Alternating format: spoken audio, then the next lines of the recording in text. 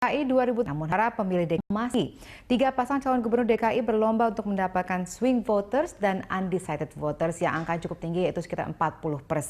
Siapa saja yang termasuk dalam swing voters dan undecided voters itu, dan faktor apa saja yang akan mempengaruhi mereka pada akhirnya untuk memilih calon pasangan tertentu, dan calon pasangan mana yang pada akhirnya mampu meraih suara swing voters dan undecided voters di Jakarta. Kita akan berbincang mengenai hal tersebut bersama Titi Anggraini, Direktur Eksekutif Perludem, dan Agung Baskoro, Manager Research Poltreking Indonesia. Selamat malam Mbak Titi, selamat malam Mas Agung. Terima kasih sudah bergabung bersama kami hari ini.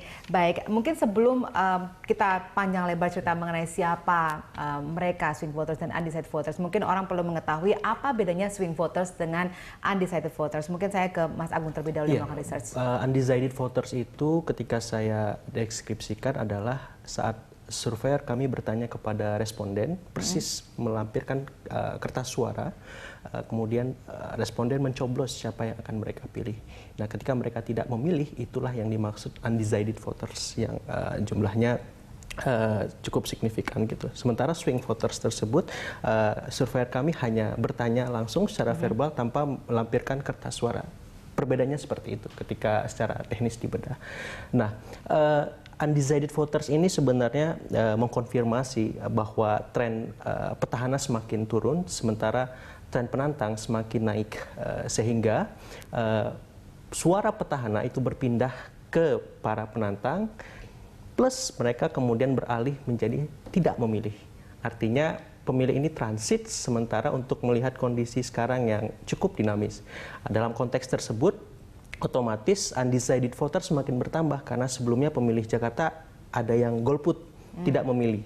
Yang golput ini ditambah dengan yang transit tadi, akhirnya terakumulasi sehingga menambah jumlah undecided voters yang cukup besar di dalam survei kami sekitar 30% seperti itu.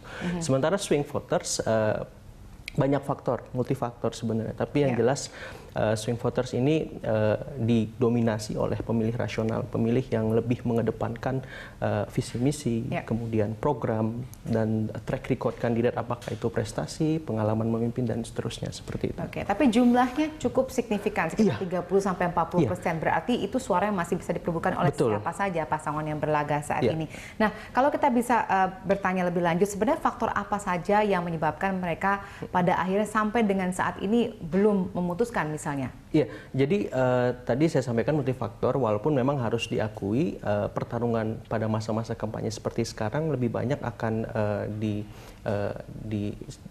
dipertarungkan soal ide mereka, gagasan mereka, program mereka, kemudian track record mereka. Nah, pada saat yang bersamaan para pemilih yang swing voters maupun undecided voters ini belum melihat ada yang baru dari para penantang yang memang melawan petahana tersebut, sehingga pada saat sekarang ini lebih banyak memilih untuk melihat situasi, kondisi, apakah memang ini akan bisa berubah sedemikian rupa, apakah kandidat penantang tersebut akan menjadi bisa menawarkan program-program yang lebih konkret, lebih jelas, dan trennya memang beberapa penantang sudah mulai melakukan itu.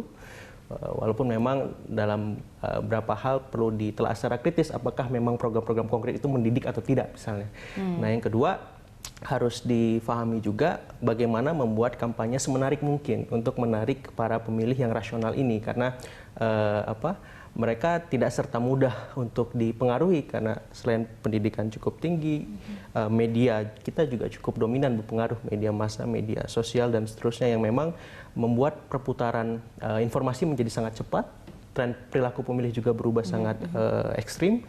Nah, otomatis di titik ini ya survei kami menyimpulkan bahwa semua kandidat masih punya peluang, masih punya potensi untuk bertarung di ronde kedua, seperti itu. Oke, jadi nggak mungkin satu putaran ya? Agak riskan, agak sulit seperti itu. Baik, saya ke Mbak Titi terlebih dahulu. Mbak Titi, kalau kita lihat Pilkada 2017 nanti nih, dibandingkan dengan 2012, menurut Anda akan seperti apa nanti? Mungkin dibandingkan 2015 ya. ya, Oke, 2017 dengan 2015 kemarin. Mau dibandingkan dengan 2015, oke, Iya. kan 2000, ya betul. Iya, mungkin kalau DKI, DKI 2012 ya, sorry, saya Iya, kira dengan 2012. pilkada serentak. Tapi sebelum ke situ saya ingin tanya dulu, tadi waktu dikasih surat suara, mereka coblosnya rahasia atau terbuka? Rahasia. Oh, rahasia ya, jadi Seperti mereka itu. merasa secure juga Iya, kan betul. ketika ini.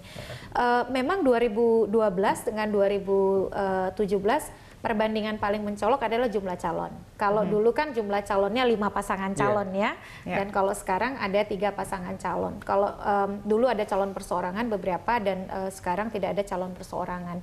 Kompetisinya adalah kompetisi antar parpol, lebih solid dibandingkan kalau dulu. Kalau dulu ada calon perseorangan, dulu pun hanya mengerucut sebenarnya kedua pasangan calon. Ada Jokowi Ahok dan juga Pak Foke ya dengan calon dari Demokrat. Nah, kompetisinya sekarang sejak awal itu sudah digeber sangat kompetitif sekali. Agak beda dengan dulu di 2012, distribusinya agak lebih ramai karena calonnya lebih dari 3. Kalau sekarang distribusinya ke 3 dan relatif kemudian expose partainya sangat berbeda kan. Bagaimana misalnya pengusung Ahok Jarot, lalu kemudian Anies Sandiaga dan AHY Silvi.